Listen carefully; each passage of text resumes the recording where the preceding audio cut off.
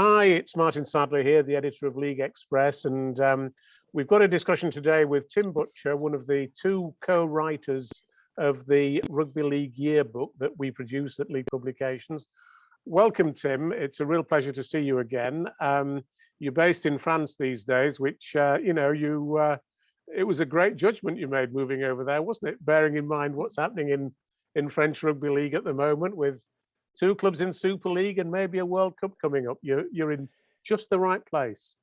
Well, I knew it was going to be the new centre of Rugby League, so yeah. So you thought you better get in quick. Indeed, it's been a great year for French Rugby League. The fixtures for Toulouse were in the paper last week, which is fantastic. They had a big article on it. And you live about an hour from Toulouse, don't you? I believe. It's about an hour and a quarter, and we're about 3 hours, 4 hours from Perpignan, so it's a bit more distant. But Rugby League got no mention at all, really. It would get the results in now and again, from Toulouse when they were. But now they've had that great success with the big crowd and everything. It's all taken off. People are getting excited around here about seeing a bit of Super League. That's marvellous, isn't it? Although I was a bit surprised to see that in the fixtures, the last home game of the season for Toulouse is against Catalans. I'd have thought they'd have put that a bit earlier because it's going to be a big draw. That the first French derby is going to be on Easter Thursday, but that will be in Catalans. And I thought they might have given that game to Toulouse actually. Yeah, it's great. It's a bit mad because you just fear that by the end of the season Toulouse might be doomed really. They might. Yeah. That's the way Rugby League goes, isn't it? When something exciting happens, it lasts about a year and that. Yeah. So you might get a crowd of 5,000 watching that game, whereas if it was near the start of the season, especially in the spring, when it's getting a bit warmer, you'd be looking at 15,000. Oh, you'd be selling out, wouldn't you? Yeah. Selling out the Stade Ernest Wallon.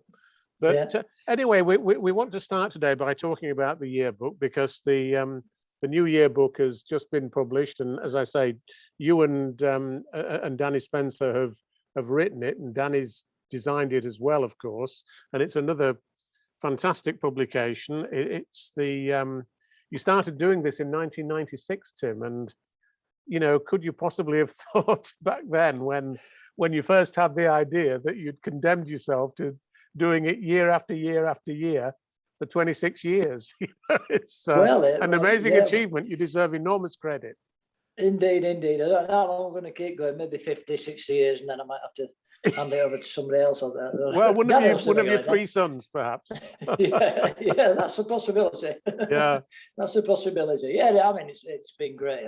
I often think when we're putting it together how great it would have been, because when I was working full time at League Express at League Publications, we didn't have that record of those early days of Rugby League. No. And there was it's all very sketchy, and you were making assumptions on things. If we'd have had a Rugby League yearbook right from 1895 and before that, what a fantastic resource that would have been, for understanding the game. So I'm hoping that in 100 years' time, that people are going to be looking back at this series of League Express yearbooks and thinking, thank goodness that stupid guy Tim Butcher put this together, year after year. Yeah. But the credit's got to go to Danny, really, for all the stats that he does at the back end of the book is just amazing, amount of work and amazing attention to detail. Well, those records are just invaluable, And totally accurate as well. That's the thing about Danny. He is absolutely meticulous. He won't let a stat escape him, and if he can't find it, he'll search high and low for it. That's the thing. And it's sometimes a bit frustrating here at League Express because if we put a match report through and we get something slightly wrong, or the team list it's a bit dubious or whatever, Danny's straight onto it and holds everything up until we get it right. And we've got a print deadline, and sometimes Danny's insistence on getting things absolutely spot on. I always fear that we're going to miss a deadline, but fortunately we never have done yet. But one of these days we might. But just looking at the early yearbooks, Tim, 1996 was the first one. It was actually a very small yearbook when you look back at it now compared to what you produce these days. It has expanded quite remarkably, and in one sense, the most remarkable thing about it is that record, as you say, of all those players who have even played one game of Super League as on, off the bench. They're all in there. So, I don't know how many players are in that enormous list, but it just grows year after year after year, doesn't it?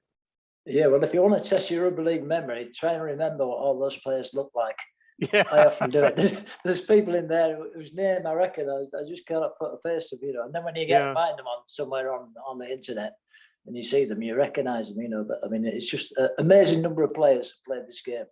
I know, and it is very easy to forget them, both facially and in terms of what they achieved. But the great thing is that all their achievements are now down there in print. That's right. Whether they were, Kevin Sinfield at one end, of looking at his achievements, or down at the guys who just played the odd game here and there.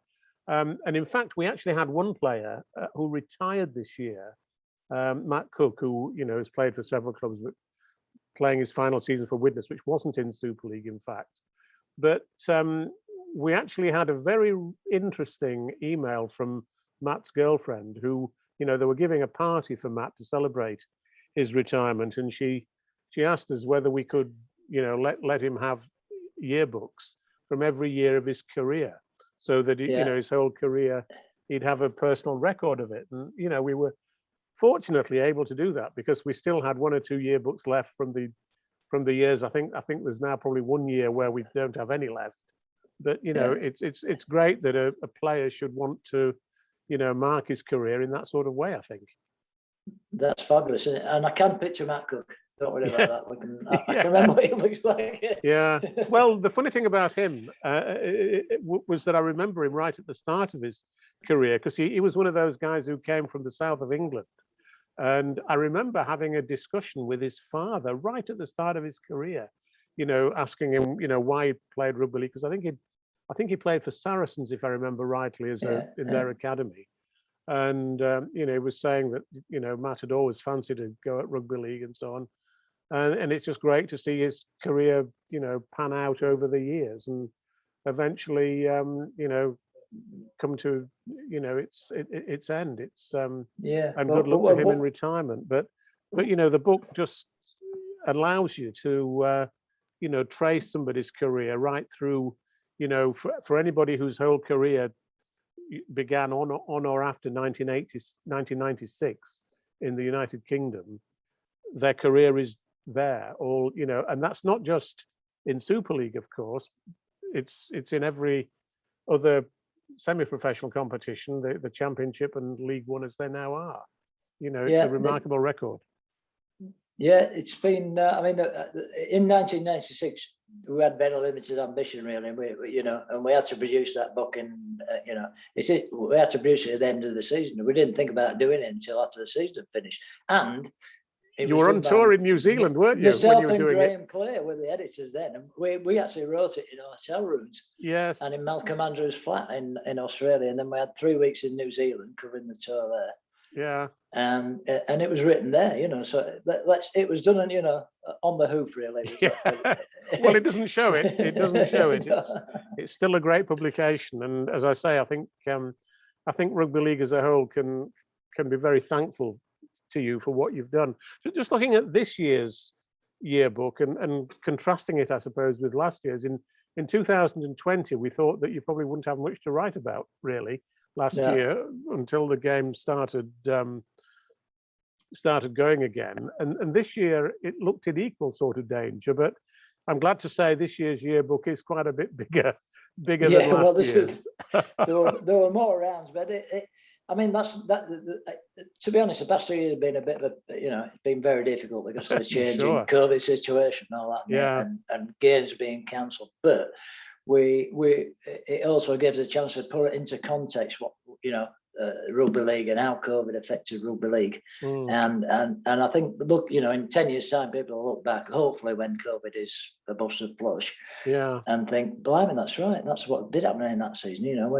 Games. Okay, I did have, how many games did they have cancelled? 7 or 8? this year or something like that. Yeah. You know, and why was that? I know they can look at the book and think, well, that's because of this COVID business and the new regulations and all this business, you know. So I'm hoping it's going to be a better year next year, but you just never know, do you? Just, you know, well, it's going to be an amazing year next year, isn't it? Because we're going to have a lot more television coverage of the game generally, and it's going to culminate in the World Cup, which will be on the BBC, and not just the men's World Cup, but women and wheelchair as well. I mean, we've often thought, you know, and I remember when we set up League Express, we actually had this incredible faith in the game, and we were always quite convinced that, you know, if people ever got the chance to see it properly, it would become much bigger than it was at the time. That was in 1990. You know, I'm not sure. I mean, it has expanded as rugby league over the years. There's no question about it, but probably not to the extent that we might have hoped, I suppose. And it's fair to say, isn't it, that 2022 could be the make or break year for the game. Well, it'll certainly be a big year, won't it, with the World Cup? It'll be fantastic. You know, I do once a week. I do a French class. You know, a French conversation class at the local Centre Social. Yeah, and you're blinding them, I hope. You have to do a three. Oh well, I'm top of the class every week. Good, but you have to do a 3-minute presentation. You know, prepare it on something and give a sort of oral presentation to the teacher and the rest of the class. And I did the World Cup about 2 weeks ago. You know, people were amazed that, you know, there was a Rugby League World Cup happening. The next one might be in France. But the good thing I could hang it on was the fact that France have got a very good chance of winning the wheelchair Rugby League World Cup, you know, because France are pretty good at that level. I thought they wouldn't win the men's. I doubt they'll win the women's. But they've got a very good chance of winning the wheelchair cups. And I just said to me, you must watch that wheelchair Rugby League, because what a spectacle that is, you know. Well, I watched some of those. Skillful and brave, absolute bravery, you know. And it's just incredible. Not just bravery, but tremendous skill, because, you know, when I was, and I must admit, I've not had time, because the problem with League Express is that it doesn't leave me with all that much time to watch as much rugby league as I would like, really, which might sound like an odd thing to say. But I did watch some of the wheelchair test matches between England and France. And the thing that struck me was what incredible control those guys had over their wheelchairs. You know, they're sort of nipping in and out and you know, adjusting them, you know, to go this direction and that. And it was incredibly skillful, it seemed to me, and very exciting too. And what was really great was that the crowd at I think it was the Medway Arena or something they were playing at in Kent, really appreciated it, and, you know, gave great backing to both sides. And, you know, and the French team, when they won that series, they were pretty emotionally overwhelmed at doing so well. It was wonderful. It's fabulous. I think the one thing I forgot to mention to the people in the French class, because I was telling them about, you know, that they actually do somersaults and dive on, you know, and roll over and they knock each other over. And I think I forgot to mention it was actually on a hard court. I think they all thought it was played on a nice soft field, you know. No, it's amazing how little people know about rugby league. But, you know, as I say, I think the game's in great shape, really, now compared to what we might have thought it would have been in, you know, when COVID first struck, isn't it? Things are looking hopeful. We can be optimistic, I think, for the next year or two, certainly, you know. But the World Cup's very important. The terrestrial coverage on Channel 4, that's very important. You know, we've really got to make sure that's right, haven't we? You know, we can't let it get away with poor presentation and all the rest of it, and no promotion. Well, I was talking to Pete Andrews, who's the head of sport at Channel 4, and, you know, they've invited production companies to tender, you know, for the right to take the contract to broadcast rugby league. But I was quite impressed by him. I really genuinely think that they will really try and do a great job. And I got the impression that they didn't just want to be doing rugby league for that 2-year contract, but they see it as a longer term thing. And the funny thing was that in July, you know, there's been a debate in this country about whether Channel 4 should be privatized. And obviously the people at Channel 4 don't want to be privatized. they're government owned, but they generate income from advertising. Yeah. And I wrote a letter to the Yorkshire Post in July when I didn't know they were negotiating for, the TV rights for rugby league, and said, if Channel 4 are serious about now being headquartered in Leeds, they ought to be thinking about covering rugby league, because that would show that they were, becoming part of the culture of the city that they've moved to. And I was really delighted, therefore, to see that they had been doing that. And in fact, they'd been offered the rights with a few other TV channels quite a bit earlier in the year, and they were very keen to have them. And Peter Andrews, as I say, sounds a really great bloke. They're very keen to. I think it's fair to say that they'd probably like to see Adam Hills, having some role in helping to present the program. Whether that would be as a lead presenter or just an occasional guest, I'm not quite so sure. But I'm really optimistic they'll do a great job. And then, of course, there's Premier Sports doing the championship as well, which is going to be a great thing for that competition. Yeah, no, I think it's fantastic. Let's hope it all works well, and let's hope it's a good presentation, and it conveys just what rugby league is, how exciting, how skillful, how brave, and all the rest of it. That's all we've got to do, and that's all we've got to do is to sell it. I know we've got to overcome a lot of prejudice. People think it's a northern sport, and it's not very exciting, and all the rest of the stuff. We just got to overcome that. And that's the way to do it, through TV. Yeah. Can I just ask you? But in France, it's very, the TV deal is very important in France. Well, do you think they're going to get one? I mean, with two clubs in Super League now, you would think that. Am I still here now? Can you see me okay? Can you hear me?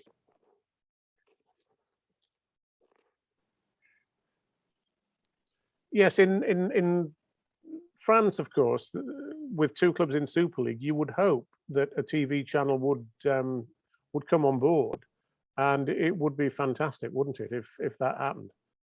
It would, yeah. I mean, there's unseen forces at work, I think, within the TV companies and in the government, and there's a lot of pressure. Rugby union is very, very powerful and very, very rich game over here, and very antagonistic still. Yeah, which is why at Toulouse it was a surprise when I went to the championship final, the £1 million game, just how it felt like it was Olympics home, and it's not. They've only been, in fact, it was the second game they played there. And they're only tenants, but it wasn't the sort of same relationship where you've got all the rugby union branding, and it's, you feel like you're a junior partner, and you shouldn't really be there. It does feel like a genuine partnership, and they've got a lease till 2029, I think. So it's got a lot of potential. So I was surprised, really, how there's a certain amateur there in Toulouse. It's such a big city, exciting city, rich city. Youngest population, and the atmosphere at French sporting occasion is you will have been, you've been. It's not like it is in Britain. It's just it's like it's a celebration, Yeah. Well, it'd be great to see more teams, being set up at the same sort of level. I mean, a city like Bordeaux used to be a strong rugby league city many years ago. Marseille, of course, is another one. And you wonder whether there's the potential for those, for strong clubs to be established in those places. Well, there probably is, but long term, the one thing that is important though is Super League. I'm really looking forward to seeing the Super League game and seeing English fans coming to Toulouse. But currently, there are no flights from the north of England to Toulouse with any airline. The nearest place is Bordeaux, and if the airlines have got any sense, they're thinking, we ought to be putting some flights on here, because there's going to be, up to 2,000, 3,000 people wanting to come out to Toulouse. Coming to Bordeaux, I'll put them off. It's 2 or 3 hours down the motorway. So, I'm hoping the Rugby League, and as they showed with Channel 4, they showed, all credit to them, they're actually lobbying the airlines now, to budget airlines, to get those flights on, those weekend flights to Toulouse. That would be great, and let's hope that somebody from Manchester Airport or even Leeds Bradford Airport is watching us. And I'm sure they will be. I'm sure they will. Yeah, they'll have dropped everything to do it, of course. But But coming back to the yearbook, one of the features of the yearbook that we always have is the 5 personalities of the year. This year, you've picked well, Sam Tompkins as the man of steel. I suppose he was a major one, presumably. He was a banker. But just take us through those 5 for why you picked them out. Yeah, well, I mean, we do pick personalities as strong individual performers in the year, but we also try and tell a bit of a story around those players. So one of the players is Jordan Abdul of Kingston Rovers, who, I mean, OKR have been a great story this year. Not just in terms of finishing 6th and then winning their playoff game at Warrington, in incredible fashion, really. But the fact that the club is on the up, isn't it? And around the stadium is fantastic. The atmosphere is great. Their crowds are compared to other clubs are on the up. And they've been a real success story. And I mean, I was in Hull some weeks back at some function, and I was speaking to a lad who was an OKR fan. He was absolutely buzzing. Now, I mean, they're of the opinion that they're the club in Hull now. Oh yeah, it's not all FC anymore. It's OKRs. It's the club to be involved with. But it's great to see that rivalry between the 2 clubs, isn't it? We want them both to be at that level. That's the point. Yeah. Well, the most enjoyable game of the year, I think, was the Hull derby. Yeah. In August. 1 point in it. They got a decent crowd. It was a nice day. Obviously, everybody's excited because the other derby had been cancelled about, was it 3 times? So there was a real sense, and obviously it was a great game as well, and well presented. So that's fantastic to see. It's good to see them both doing it. But of course, they both can't win Super League. They won't both be champions at the same time, unfortunately. But anyway, one can win the League Leaders' Shield and one can win at Old Trafford. That's true. That's what I suppose we'll do with that. But Jordan Abdul, I can remember watching him playing for England school academy against Australian schoolboys at Lee, and he was obviously a fantastic talent. I think, was it 2014, something like that? Yeah, I think it would be. And he'd played a handful of games for the first team Hull at that point. And you thought, well, this kid could really go on and be a world superstar. He had all the skills, and he had a few injuries, but he also had I think it was he didn't have the attitude to sort of make it to the top. And you thought at one point when he went on loan to OKR, he came back to Hull, and he went to London Broncos. You thought, that's it, he's not going to go any further. So it's great to see him this year. Oh yeah, starting to fulfil his potential. What a fantastic player he is, and he makes that team tick. But credit to Tony Smith as well. OKR have been the story of the year, no doubt about it. Dead right. Yeah. So there was Tompkins, Abdul, Sylvain Hules at Toulouse. Toulouse is obviously a big story of the year. Oh, massive, yeah. Hules has been there. He's a very cool customer, is Sylvain, isn't he? He seems to take everything very calmly, and the only problem is I'm not quite sure that they realise how much they've got to strengthen to I'm succeed. Very surprised. I'm very, very surprised. They've recruited 2 or 3 players who are Super League standard, but not. They're not a Mitchell. Not eye-catching. Not a Mitchell Pearce. Not a James Maloney. Somebody who really make that team tick. So fingers crossed. You just never know. Spirit might take him through. But the thing about Hules is, I think he's 40 years old now, but when he watched from the stands and he stood on the touchline, you think, who's that young kid down there in that tracksuit? Yeah. It's just fantastic.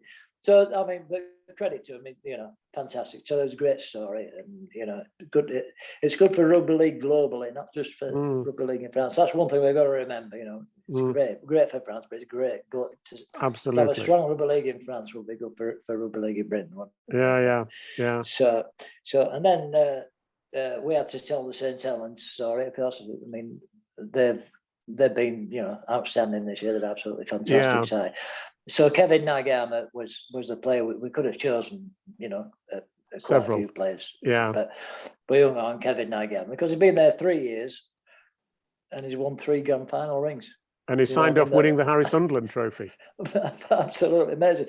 And when he got the Harry Sunderland Trophy from Rob Burrow at the end of that game, I mean, unfortunately I couldn't make the game, watch it on TV, but it was just a moving moment. It was, wasn't it? Emotional moment. So I'm really pleased with it. But I'm not surprised that he's gone back to Australia to retire and somebody's signed him on. No, that's no surprise at all because he's a very, very good player. Oh, but he scored, if you retire. remember, he scored in his first game for Saints. Do you remember that when they I think played Wigan at home, and he just arrived and he scored after 2 minutes. Before, in fact, within 2 minutes. Yeah. So, and then the fifth player is Jodie Cunningham at St Helens. Yeah. And that's been another story, not just Jodie, but the Women's Rugby League has been a story of the year as well, in my opinion. It really has. Great coverage and 5,000 and odd at the grand final. And what I thought, I've seen Women's Rugby League before. When I was a Sheffield development officer, we started Women's Rugby League down there, and I've watched it on TV and over the years, and I thought I'll just flick through this grand final, I'll just flick through it and see what the standard's like. And I couldn't flick through it. I had to watch it all. Yes, it was, I know it was a one-sided scoreline in the end, the 28-0, I think it was. But tremendous athleticism, wasn't it? Super, and skill. It's great, and it really, it's a credit to the game. But and let's hope it just keeps improving. Going up a level every year. And more clubs, running women's teams. That's the aim, isn't it? Let's face it. Yeah. So I think Jodie Cunningham was a good inclusion, and she is the face of women's rugby league at the moment. She and it's great to see. It's fantastic to see. And the fact that girls will look at that and think, oh well, I could play that game. And why not? Yeah. So looking forward to the Women's World Cup as well. I mean, I think the women's competition in Australia was cancelled this year completely. Yeah. They didn't play at all. So it's going to be interesting to see. A bit good. Yeah, they've got some damn good players though in Australia, haven't they? They're fabulous. They're going more down a professional route. So it'll be a real challenge for the English women to compete against them. Indeed. Yeah. But the more girls we have coming through into the game, and we get a level of professionalism hopefully in the future, then our competition will improve too. But just looking at other things from this season that I thought were memorable, odd things in a way that are obviously covered in the yearbook. There are three things. 2 very, very quick tries.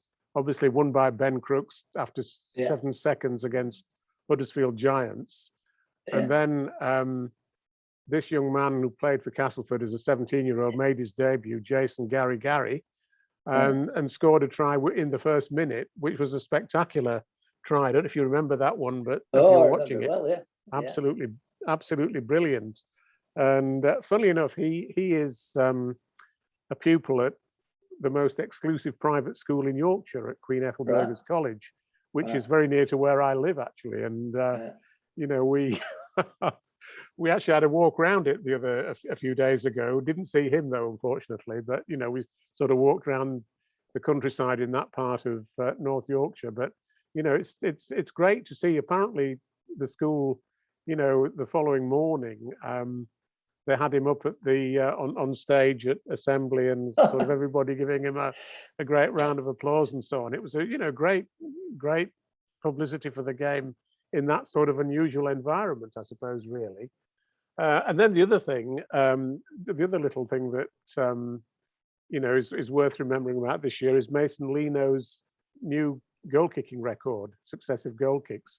I think it was 37, wasn't it? But 37, yeah, and it's just great to.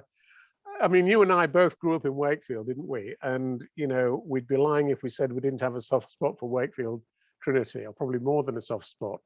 And I think Mason Leno, if we actually had a category as best signing of the year from the NRL, nobody would have put Mason Leno down before the start of the season.